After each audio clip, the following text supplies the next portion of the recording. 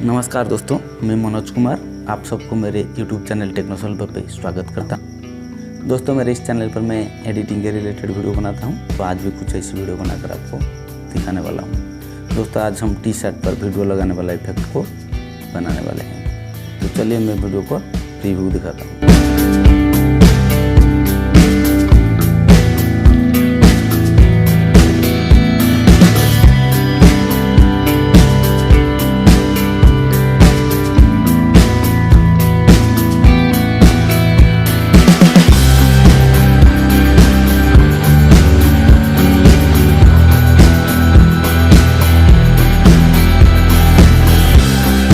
दोस्तों, अगर वीडियो अच्छा लगे तो वीडियो को लाइक कर देना और चैनल पर नए हैं तो चैनल को सब्सक्राइब करके बेल आइकन को दबा देना और ऑल नोटिफिकेशन पर क्लिक कर देना।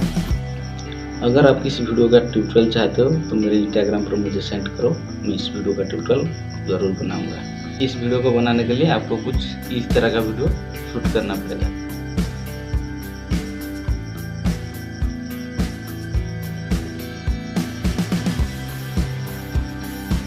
इस वीडियो को बनाने के लिए आपके पास एक एप्लीकेशन होना जरूरी है जिसका नाम है काइन मास्टर। तो चलिए दोस्तों, हम काइन मास्टर पर चलते हैं।